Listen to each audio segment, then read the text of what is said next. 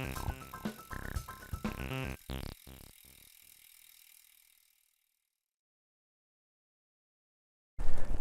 everybody, and welcome to Pedal-Powered Anthropology.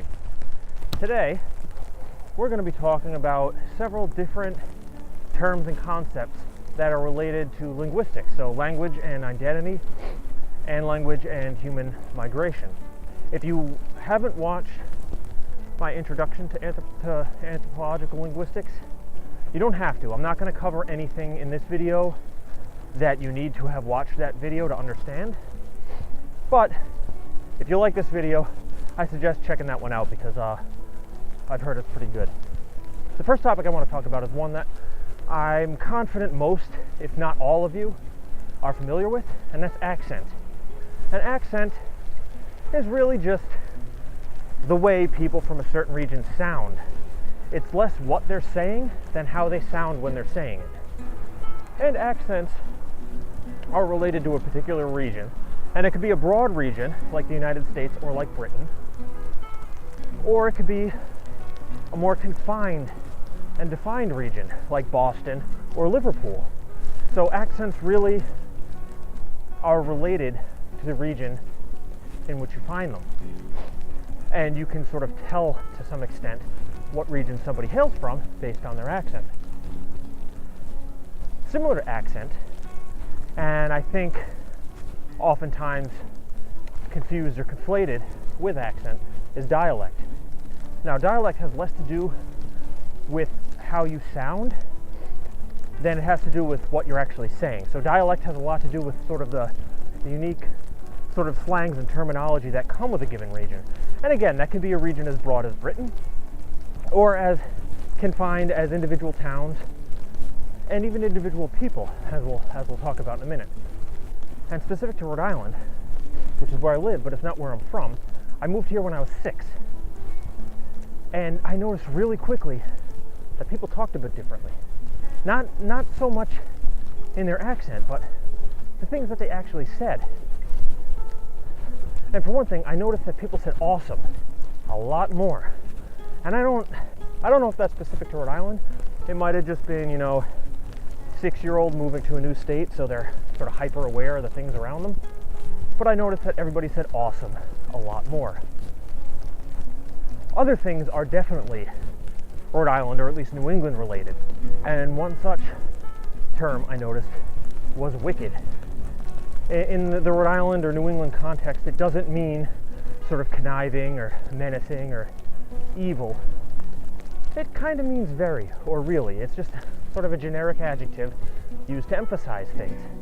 So you could say, it's wicked cold, I'm wicked stupid for biking in the snow, wicked windy, wicked heavy. You could say it's wicked awesome. People love saying it's wicked awesome. And that term wicked is connected to Rhode Island's past as a British colony. Other terms that are sort of specific to Rhode Island or New England are bubbler, not bubbler, bubbler, to refer to a water fountain, and cabinet. And you might think you know what I'm talking about, but I'm not talking about sort of the miniature closets that hang on the wall in your kitchen and hold your dishes. I'm talking about a milkshake. That's right. In Rhode Island, cabinet can refer to a milkshake. Now, I moved to Rhode Island and started seeing cabinets on some menus at ice cream places, and I didn't know what they were talking about. They're basically talking about a milkshake. So while I'm not from Rhode Island, and I don't consciously retain, at least off the top of my head, any specific language that I picked up that's sort of native to New York, in noticing the differences in Rhode Island language, I still retain that New York linguistic identity to some extent. And similarly, my wife, she lives in Rhode Island now, but she wasn't born here. She was born in Massachusetts. So there are all sorts of things about her language use that sort of tether her to being in Massachusetts. And when we leave Rhode Island, we're planning on moving to Germany. When we leave Rhode Island, this Rhode Island lingo and the knowledge thereof and the identity built around it isn't going to leave. So we will be bringing our collective Rhode Island, Massachusetts, and New York identities to Germany and adding German lingo to our identities. And our children, whether they're born in Rhode Island or whether they're born in Germany, they will also retain aspects of our dialect, our linguistic identity, that's reflective of our histories in Rhode Island, Massachusetts, and New York. And then they're going to go on to make their own friends, eventually get their own jobs, and to eventually settle wherever it is that they settle. And all of those things are going to have an impact on their linguistic identity. And that sort of unique dialect that varies from person to person based on their personal history, sort of how you say certain things that your friends and your siblings and your coworkers don't necessarily say, that idiosyncratic dialect is called the Idiolect. So dialects can be regional in sort of a small sense, like Rhode Island, or like a city within a state, or in a grand sense, like a country. But they can also be scaled down to the individual level. And that's reflective of the migration, of the travel of groups of humans over time. But groups of people can find themselves in a situation where they have to be communal despite not sharing a common language.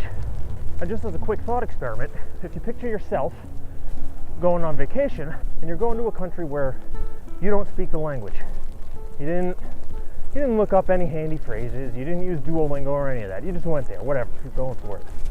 And you're staying at a hostel for those 10 days because it's super cheap, and you're not afraid of that horror movie. And your roommate for the next 10 days is someone who doesn't speak your language. Now, when you first meet up, you're going to realize pretty quickly you don't speak the same language. But by the end of the first day, you're probably going to be sort of getting your points across to a basic extent. You're not going to be saying any complex words or phrases to one another, but you'll kind of be able to pick up on some of their vocabulary and say phrases using their vocabulary and your own grammar, because you don't really understand their grammar. It's not your language, so it's super weird, makes no sense. That is a very basic idea of what's called a pidgin. Sounds like the bird, but it's not spelled like the bird. And a pidgin is the type of language that develops when groups of people from two different language backgrounds are forced to sort of live together and interact. And it's not formalized, it's almost kind of like a basic slang language. Like there'll be a bunch of shared vocabulary, but the grammar is whatever. And it's really just the bare bones of what you need to communicate, and it kind of develops from there.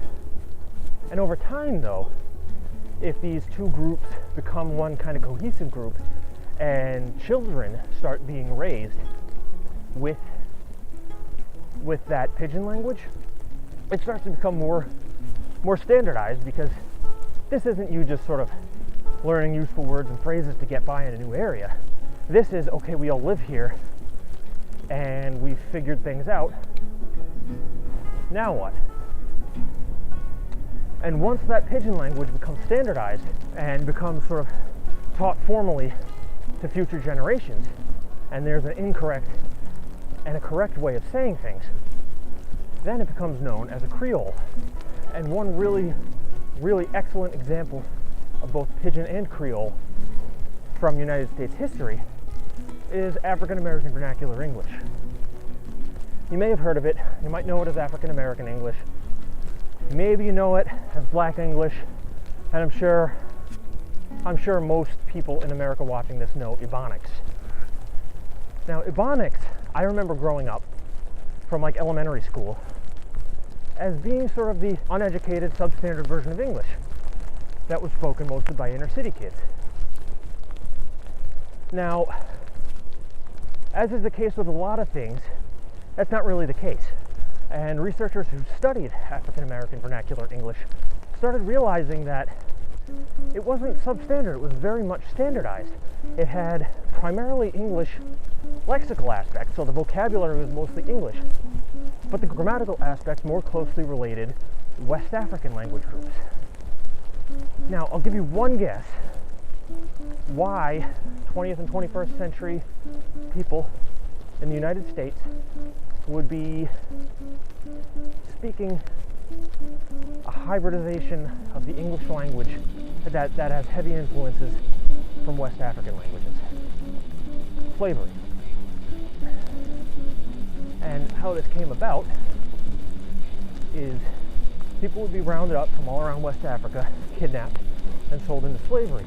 And one of the tactics of these slavers, and whoa, not a one-hand type day, and in particular, specific to our story, the tactics of these American slavers is that they would separate people as best as they could based on languages. They didn't want people speaking a common language to go to the same place.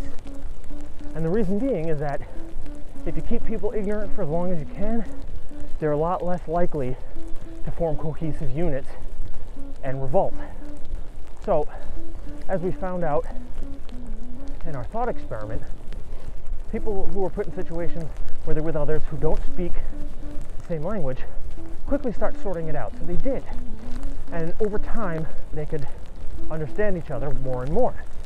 And while they weren't taught English formally, they had to pick up a lot of English vocabulary in order to just do the things that they were being forced to do.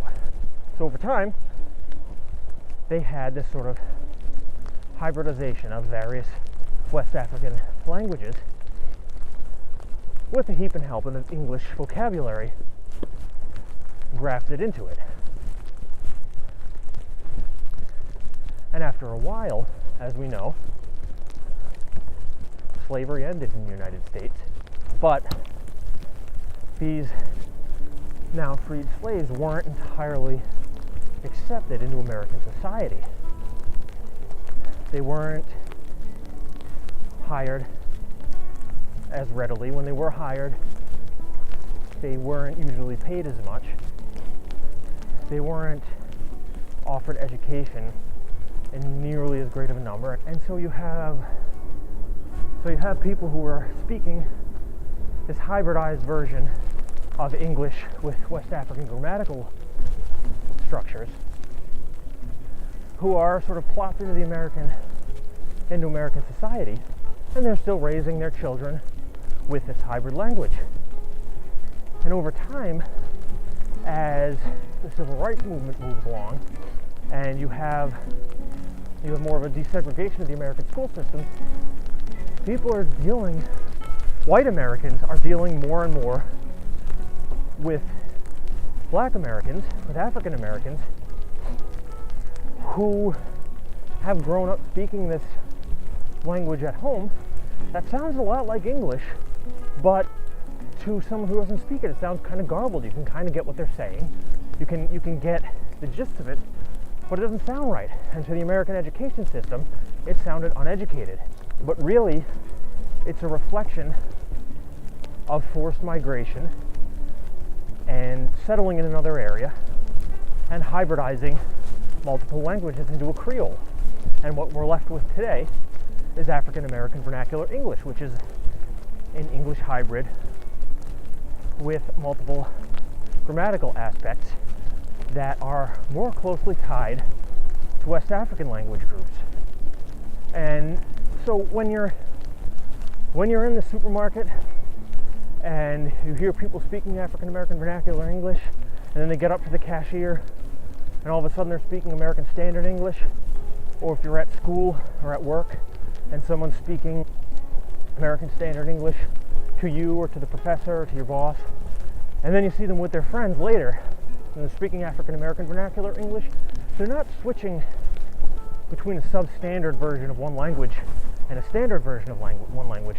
They're switching between two closely related but significantly different languages: American Standard English and African American Vernacular English. And this idea, and this is the last concept we're going to talk about today, this idea of being able to toggle fluently between two different languages is called code switching. And I like to apply it more specifically to when you have to do it. Because, like, I speak German. I'm not fluent, but I'm pretty handy. And in Germany, I could more or less get by speaking German, but I didn't have to. Everybody but one person spoke English as well. So I could choose. I chose to speak German as much as I could, but I had the option of switching to English. And if someone there realized that I was an English speaker, like if I was at a restaurant and struggling with something, they know by my accent that I'm American. And once they switched to English, there was no getting them back to German. They don't have to humor my attempts to learn their language, although most of them did, and they were quite happy to do so. But when you're in an area that doesn't speak your language, or that is even potentially hostile to people speaking your language, it becomes more of a necessity to be able to toggle between these. So if you're an American citizen and you're a monolingual American citizen, talk to your bilingual friends about code switching. They might not know the term code switching, but I guarantee you they understand the concept very well. In particular, if you know any immigrants who have to do this, or if you don't speak African American Vernacular English, your African American friends, talk to them about it, because that notion of code switching, particularly in the face of the devaluation of your own native language, is something that factors heavily into identity and linguistic identity. So that's all for today. If you got this far into the video, please click like. If you like this video and you want to see more stuff like it, definitely click subscribe. Any questions or comments or whatever, you can leave a comment below, and my information will be in the credit roll that's going to pop up in a couple seconds. And as always, thanks so much for watching.